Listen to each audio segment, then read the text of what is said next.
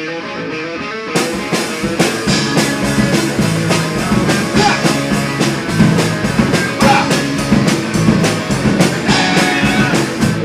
welcome back to Exit Music for a Film, a podcast breaking down some of Hollywood's most recent theatrical releases. I'm Ken Perry. It's April 4th, 2020. I would like to welcome you all to Coronasode, episode number 1. Last time I stated that we talked that due to the lack of content recently, as well as severe boredom, we were going to have a few special episodes coming out to kind of break away from our normal format. Therefore, I present you with the Coronasodes.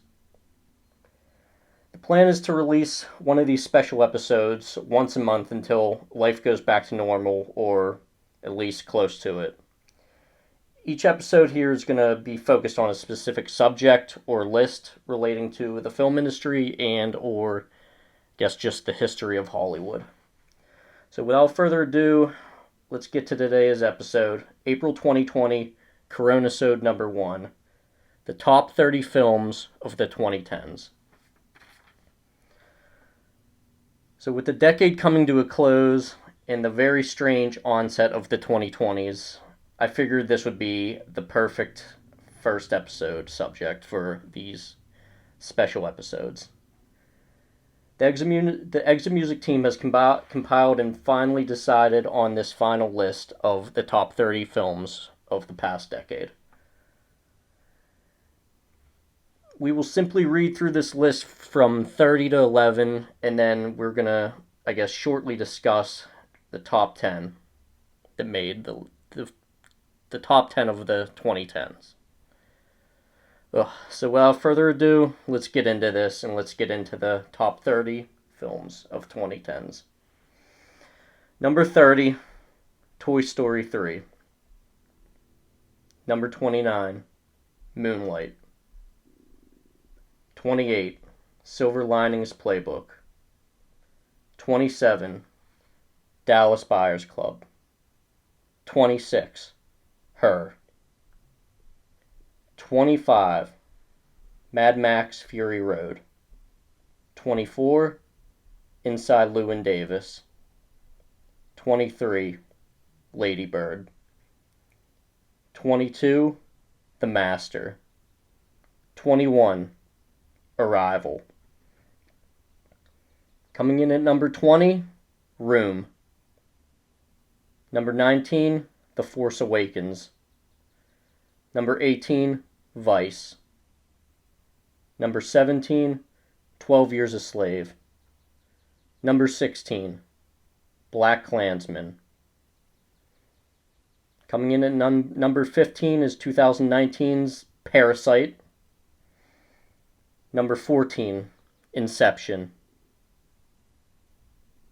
Number 13, Black Swan. Number 12, another 2019 classic, The Irishman. And finally, number 11, just missing the top 10, Spotlight. Now we reached the top 10, and we will shortly talk about each of these movies and what we remember from them. Or I guess I will. Number 10 on the list, David Fincher's Gone Girl. This is a mystery thriller. It was filled with shock and awe, twists and turns. This is a very captivating and engrossing film. Anytime I come across this on the TV, it's been on FX a lot lately. If I turn it on, I either have to skim right by it or I'm going to be keeping it on for the rest of the movie, regardless of where it is. What I like about it, it's a very slow burn. You know, a lot of David Fincher movies are. I don't know if I said Lynch, but I hope I didn't. David Fincher. Yeah, it's a very slow burn. Like many David Fincher's, it's a really solid adapted screenplay. It's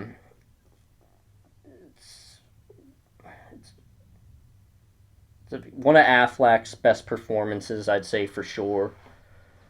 It's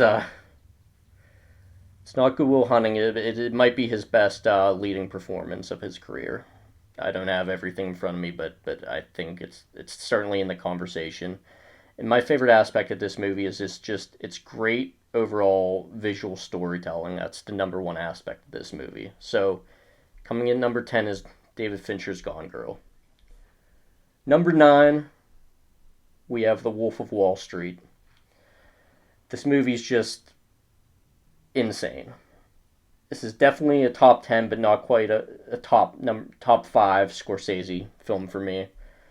Many would actually, I agree, or disagree, I think, but I can't give it top 5 off the bat. Definitely top 10 though. It's fantastic storytelling. Leo's awesome in his role portraying Jordan Belfort. Just kind of a different role for him, for sure, but it was great. And anytime this comes up, I just automatically think of him on the Quaaludes rolling out of the car. Jonah Hill was also fantastic and hilarious in this, and I think he might have actually gone insane in this role. I love listening to Jonah Hill talk about just his experience with Scorsese and making this movie. If you haven't heard about it, there's probably a lot of interviews you can listen to. The one that comes to mind is he did an extensive interview with Howard Stern where he talked about making this movie and how much it meant to him and how he just didn't care if he worked for scale, and told a great story about taking a real punch from John Barenthal in a scene for Marty, and just how he was so excited to work with one of the most exciting and elite directors in the game and in history. So I love listening to Jonah Hill just talk about this movie. This feature also introduced us to Margot Robbie, who's just gone on to become a huge star. Uh, Great Leo performance. Leo's honestly maybe my favorite actor of all time. This is definitely up there in his Mount Rushmore of roles for sure. This is Scorsese's white collar crime film. It was refreshing to see. It kind of still dealing with crime, but it got away from the mobster movies that Scorsese has done. It's just about greed and excess, and this movie's just a one of a kind experience. Okay, number 8, Three Billboards Outside of Ebbing, Missouri. This is a dark and twisted comedy about grief and tragedy. Frances McDormand's amazing in this. Is probably her best role. I think it's better than Fargo. She was insanely good, and rightfully so won Best Actress that year for this. And it's just the movie's darkly funny. The rest of the cast was also awesome. I think Sam Rockwell, of course, Willie Harrelson, Caleb Landry Jones, and whoever else is. I mean, I don't remember anyone else off by heart, but the cast was all great. It's, the lesson in this is kind of just like, anger begets more anger, and it's kind of in a way about forgiveness and I guess just hope and moving on with life. This was just a different type of movie and left such an impression on me. I truly loved this film when it came out. Okay, number 7, we have Whiplash. Whiplash is the story of like dedication to one's craft, and it, like I like to say the impossible like pursuit of perfection is definitely what I get from this movie. Um, Miles Teller was great in the leading role, but I mean he was awesome. But also you would have to give it up for J.K. Simmons as the teacher. He was so great. He was awesome, and he was again just like Frances McDormand. He was rightfully recognized for this role by the Academy. He won the best supporting actor award for this one. Very awesome. I loved watching Teller's frustration with himself, and of course J.K. Simmons just boil and boil throughout the movie and build and just into the captivating conclusion. It was so good. This is just a true study of this movie is a true study of ambition and where that gets you, and it was just a great movie, and it's a very very easy rewatch. Okay, number 6, Interstellar. First and foremost, I love space exploration movies. The visuals in this were absolutely incredible. I'm a huge Christopher Nolan fan. He's one of my favorite directors. This movie is about like preservation in the future of humankind. Uh, Strong and powerful statements here regarding man's overuse and overexploitation of Earth's resources and what that's going to mean for the future of our planet and the future generations of the human race. It's just a lot of questions about how what we're doing now is going to affect the future. At the same time, this movie also, in the end, does represent hope. It was a journey into the unknown, which I just loved. Who knows how much of the science is, on point or how much it is. Michael Caine was great in this. Jessica Chastain. I really liked this movie. It was a really, really fun space exploration movie. Maybe my favorite one since, 2001 A Space Odyssey. But I've seen this movie described as a thoughtful human odyssey, and I thought that was just perfect. Any review, I think, can end right there. Okay, it's time to get into the top 5 of the last decade. Top 5 of the 2010s. Coming in at number 5, we have a little bit of a surprise. It's the Avengers Infinity War. I had to do it. So the thing about this movie was that I was just completely unprepared for it. When Infinity War came out, I kind of had my toes half in the whole Marvel universe and everything. So I got invited to go with a couple of my friends, one of which is just a huge Marvel fan who I wanted and still want to be the Marvel correspondent moving forward into the new decade and the new phase in Marvel. So they invited me. I said, sure, I'll go. This was supposed to be one of the bigger Marvel movies. So like going and I was asking so many questions. I didn't even know who the villain in this thing was going to be. But I sat and I, just watched the movie. I figured I'd learn more after, clear things up if need be. But I was just completely unprepared for that movie. It was the most epic superhero film in this, age where Marvel movies rule the Hollywood box office. It had 15 or 20 superheroes. I had no idea that was going to be the case. I knew, the Avengers team, obviously, the core members, but I didn't know it was going to be Guardians of the Galaxy as well as, Spider-Man and Doctor Strange. I had no idea this was going to be an all-star, movie like this. I just had a blast, man. This movie, going to see this in the theaters and this theater experience stood out because it really kind of made me feel like a kid again. It was just a great fun time, and the ending obviously caught me really off guard. I did not know it was gonna go down that way. It gave me, with the ending, ending on such a downward note, but also at the same time presenting a feeling of hope. Gave me very strong Empire Strikes Back vibes that me and my friends said immediately, and I started seeing kind of everywhere following its release. Great villain. Thanos was awesome. A great storyline. I liked his reasoning of just again going back to Interstellar, preserving Earth and resources. I mean, obviously we don't don't agree with what he decided to do, but it was a more than just it was a three-dimensional kind of storyline for a villain. It was a very mature you know reasoning for a villain. I thought it was very good. So Avengers fighting to save humanity as they always were, but it just felt like the stakes were a little bit raised in this one. Just great characters across the board and so many of them. One of my favorite points of this, again, is just new interactions between characters I thought I may never see interact with each other.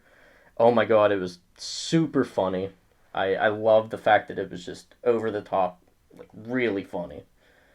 Like throughout too, not just parts here, but the comedy continued on right alongside the action. And obviously that's where we end. Is this movie was just action packed. This is 100% my number one Marvel movie, and I can't. They'd have to do a lot to beat it. I loved Infinity War, and that's why it's so high and cracked the top five of the decade for me. Okay, number four, Get Out. All right, a new subgenre emerged from a very unlikely candidate in Jordan Peele. Simply put, Get Out blew me away along and as it did with everyone else. This is just the best thriller to come out in a long time. Long time. It was just such a creative movie. People were not ready for this movie. It took everyone by surprise, and it was just amazing. And I will not throw this term around lightly. I always try not to, but Get Out was, in fact, an instant classic. This is like one of, if not the pinpoint of these new and,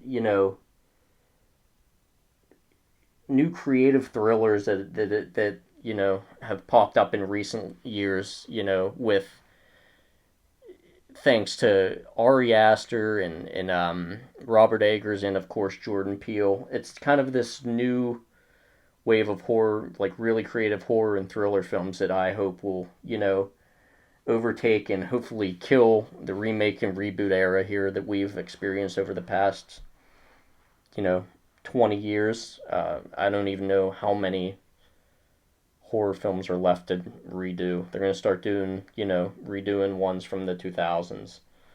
So I love this new wave of just out of the box thinking creative, a new class of horror directors.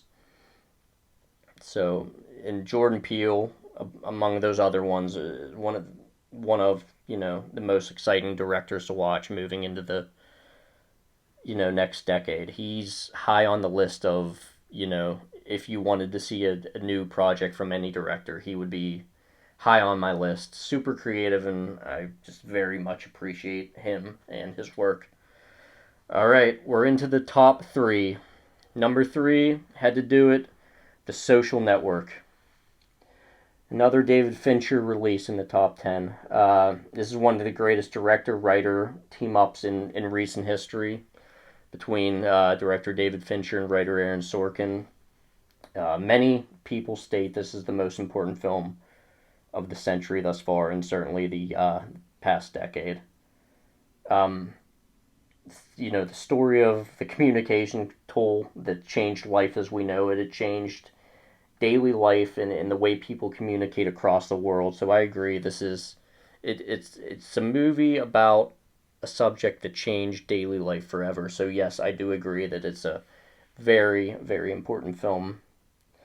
It's about the world's youngest billionaire and his website that spans a million users, over a million users in just 2 years worldwide.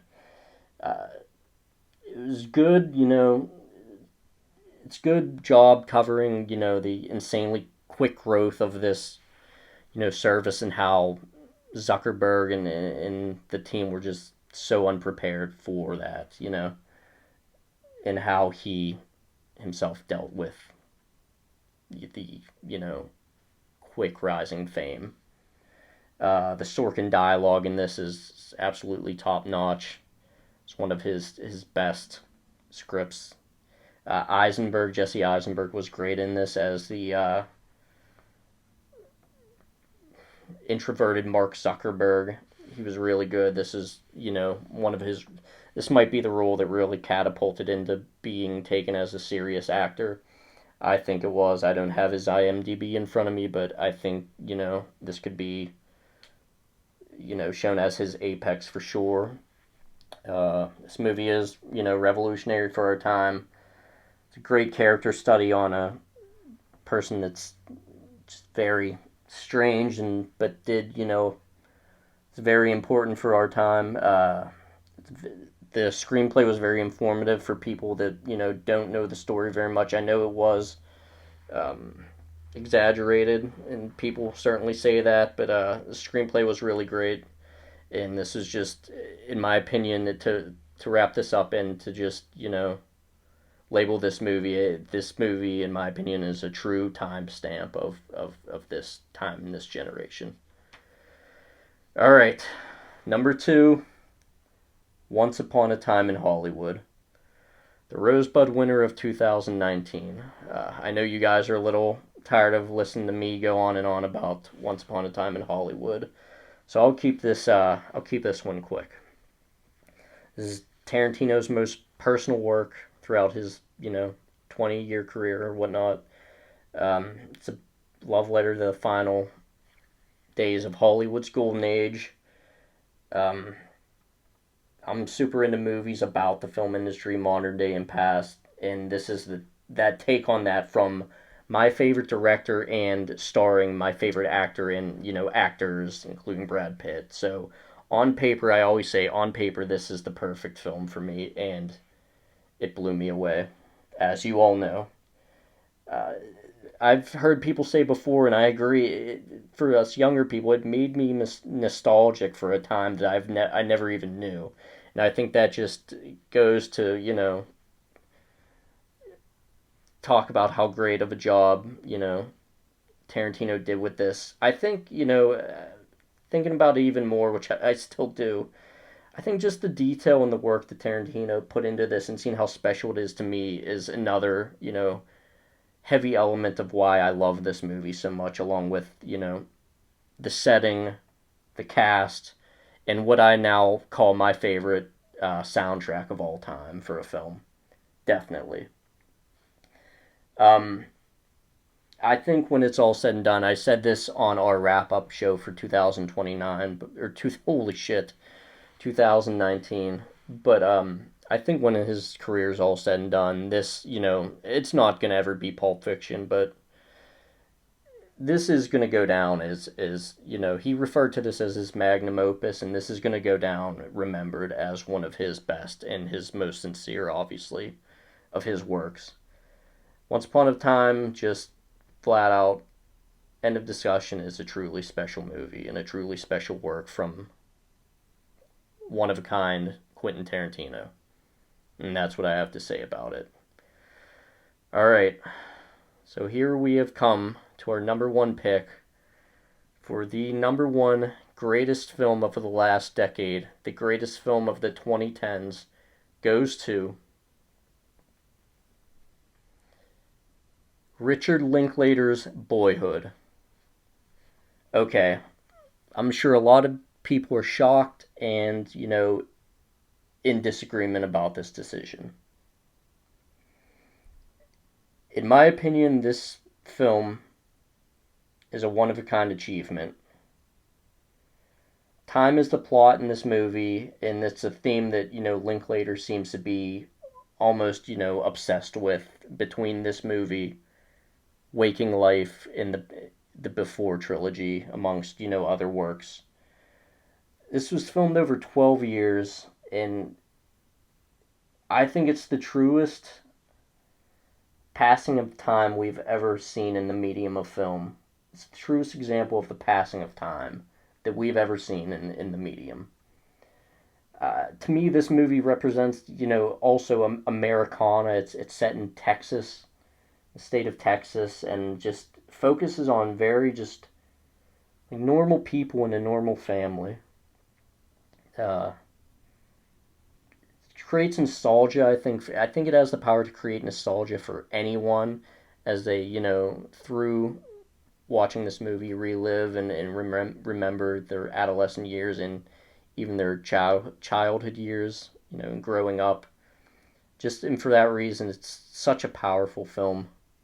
Uh, it just blew me away so much, and it was hard.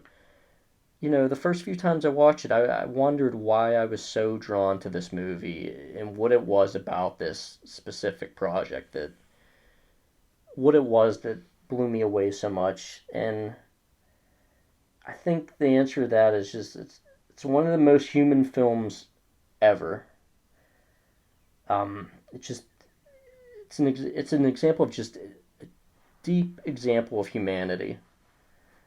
It feels like it could be a documentary, honestly, and every scene just feels like real life. Every last scene feels like real life. Um, this film is in fact life. It's just such a special project by one of my favorite film directors of all time. And for these reasons, when I was, going through my list and trying to compile these movies, I kept going through and thinking, oh, how high am I going to put Boyhood? Where am I going to place this? It just nowhere felt right. Putting things above, when I started putting things above it, it did not feel like the right thing to do.